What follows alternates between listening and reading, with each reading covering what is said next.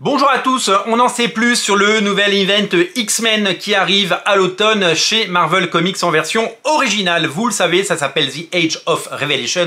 C'est une sorte de série miroir à l'ère d'Apocalypse, The Age of Apocalypse. Sauf qu'au lieu d'avoir évidemment Apocalypse comme grand Manitou, eh bien ce sera Revelation. Revelation, c'est Doug Ramsey, c'est le personnage Cypher des Nouveaux Mutants qui a eu son importance pendant Krakoa, bien entendu, et qui est également un personnage que vous avez découvert et que vous avez adoré dans les pages des Nouveaux Mutants avec ces épisodes dessinés par Brad Blevins où il périssait et c'était vraiment absolument choquant et c'était des épisodes absolument poignants. Évidemment tout ça a été un peu effacé par la continuité, faire revenir les personnages comme le fait Marvel, c'est quelque chose d'assez fatigant et ça a tendance un peu à abîmer des grands story arcs qui nous ont marqués. Mais qu'importe, donc Doug Ramsey, The Age of Revelation, l'ère de révélation, ça va être le même principe, toutes les séries X-Men vont s'arrêter, toutes celles que vous lisez dans la revue X-Men, elles vont s'arrêter, comme par exemple X-Men et Uncanny X-Men de Jed MacKay et Gail Simone, elles vont s'arrêter, elles vont repartir sous un autre nom avec un nouveau numéro 1.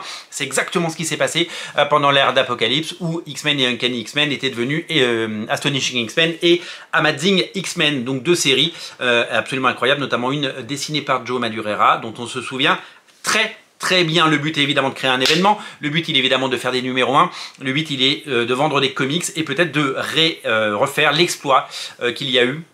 Vous le savez, pendant l'ère d'Apocalypse, Marvel a déjà essayé plusieurs fois de refaire l'ère d'Apocalypse. Il y a eu Age of X-Men, il y a eu l'ère de X, Age of X, il y a eu plein de sagas. D'ailleurs, il y en a une, Age of X-Men n'a jamais été édité en France, je crois. Et donc, ça marche pas à tous les coups. Et là, ils mettent vraiment des moyens parce qu'il y a des grosses séries. Et on va dérouler ces séries qui sont annoncées avec la première série qui va sortir qui s'appelle Amazing X-Men. Amazing X-Men, voici. Il s'agit d'une série qui est scénarisée par Jed MacKay, donc elle prend la suite de X-Men, et dessinée par le fantastique Mahmoud Asrar. Oui, Mahmoud Asrar revient sur les X-Men une nouvelle fois. Il y a une série binaire qui revient. Binary, c'est scénarisé par Stephanie Phillips et dessiné par Gaïda Belviso. Il y a une série qui s'appelle Laura Kinney Sabretooth, dans le sabre.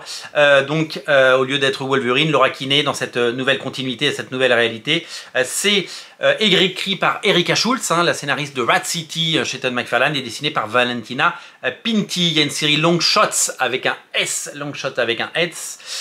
qui est scénarisée par Jerry Duggan et Jonathan Hickman qui revient, et c'est dessiné par Alan Robinson. Un one-shot qui s'appelle The World of Revelation. Non, c'est pas un one-shot.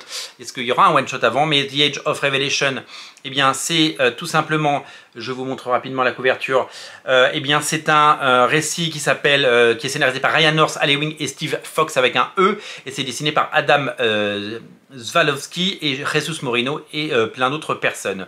La série Unbreakable X-Men, c'est la série qui remplace Uncanny X-Men. Voici un aperçu de la couverture. Vous retrouvez tous ces trucs sur internet, c'est très facile. C'est Gail Simone donc, qui scénarise, et c'est dessiné par le fabuleux Luca Werner, et ça c'est une fantastique nouvelle. La série Rogue Storm avec une couverture d'Umberto Ramos prend la suite évidemment de la série Storm. C'est scénarisé par Murewa Ayodele et dessiné par Roland Bossi.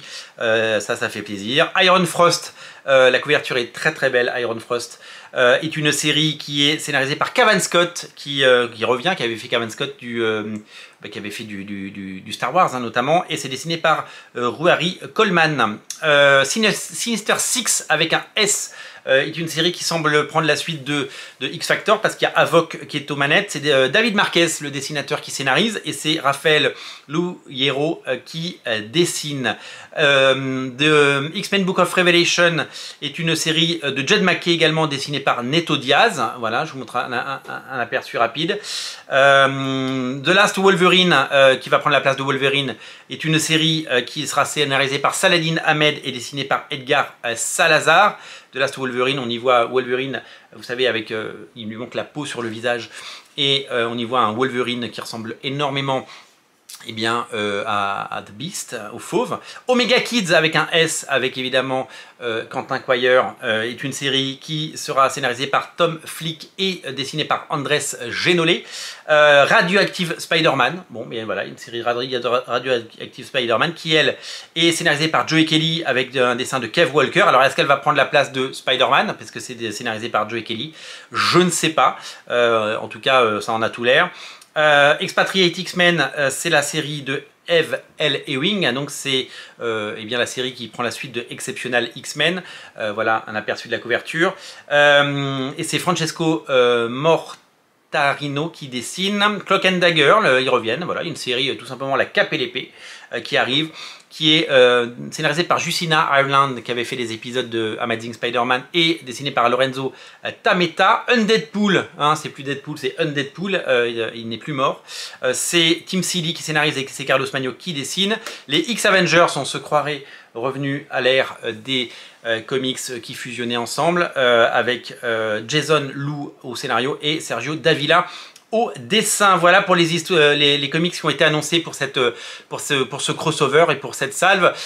Évidemment, tout sortira en VO à partir de l'automne, à partir du mois d'octobre aux États-Unis. On ne sait pas encore comment Panini Comics nous sortira ça en version française. Ça risque d'être un petit peu tendu et ça va être compliqué de tout éditer dans les revues, ou alors il va falloir vraiment lancer les bouchées doubles. Donc c'est une nouvelle continuité qui devrait durer pendant plusieurs mois avant, évidemment, certainement un retour à la normale, et avec certainement suite à ça un nouveau relaunch avec des nouveaux numéros 1 pour les X-Men. En tout cas, Marvel a décidé de nous refaire le coup de Age of Apocalypse, vous l'avez bien compris, avec cette nouvelle saga. Moi je serai attentif à principalement les Amazing X-Men parce que c'est dessiné par Mahmoud Asrar. Je pense que je vais me laisser tenter peut-être l'autre série X-Men de Gail Simone et Lucas Werner, parce que voilà, je pense pas que je vais tout prendre, parce qu'à 5 € l'épisode, je crois qu'il y a 16 séries qui sont publiées, plus vous savez l'alpha et l'oméga qui sont des one-shots, dont un qui sera dessiné par Humberto Ramos et l'autre par Jed McKay. Voilà, on risque d'avoir beaucoup d'épisodes, on risque d'avoir quasiment une centaine d'épisodes en tout. Si vous avez 4 séries avec 16 séries avec 4 épisodes à chaque fois, plus les one-shots, ça va monter très très haut, donc on saura faire le tri et on laissera la postérité juger de ce crossover. Que pensez-vous de ce Age of Revelation? Eh bien, dites-le nous en commentaire. En tout cas, ça arrive très très vite, puisque ça sort dès l'automne chez Marvel Comics. Merci à vous d'être aussi nombreux à regarder la Radio Comics, merci pour votre fidélité. Et n'oubliez pas de vous abonner si ce n'est pas déjà fait. Abonnez-vous, salut salut.